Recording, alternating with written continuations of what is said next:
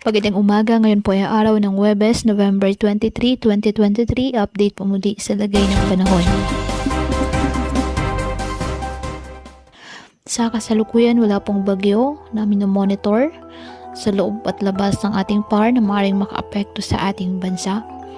Pero patuloy po na uulanin ang ilang bahagi ng ating bansa, kabilang na ang mga probinsyang naapektuhan ng matinding pagbaha nitong mga nakalipas na araw.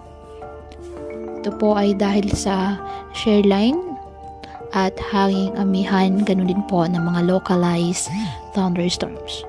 Ang shear line po ay nabubuo sa pagsasalubong ng mainit at malamig na hangin. Dala nito ang makakapal na ulap kaya magdudulot ng mga maulang panahon.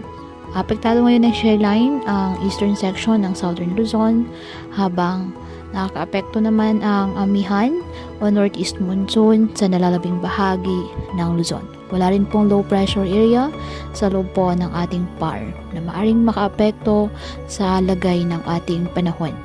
Ngayong araw, posible pong ulanin ang ilang bahagi ng Cagayan Valley, Cordillera at Aurora. Uulan din po ang Southern Luzon kasama ang Mindoro Provinces, Palawan at Bicol Region.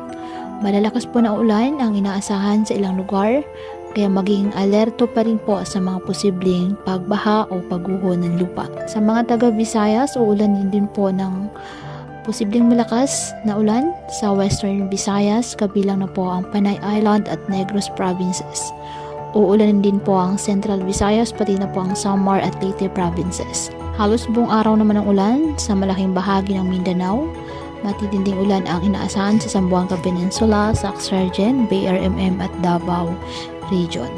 Sa Metro Manila, posible rin po ang mga pag-ulan, lalo na sa hapon o gabi. Kaya po patuloy po natin na pinag-iingat ang ating mga kababayan sa banta ng mga pagbaha at pagguho ng lupa, at ugaliin po na magdala palagi ng payong o kahit anong panangga sa ulan kapag lalabas ng ating mga tahanan. At yan po muna ang update sa lagay ng panahon ngayong araw. Muli patuloy po tayo na mag-ingat at palaging tandaan, God loves you. Stay safe and God bless.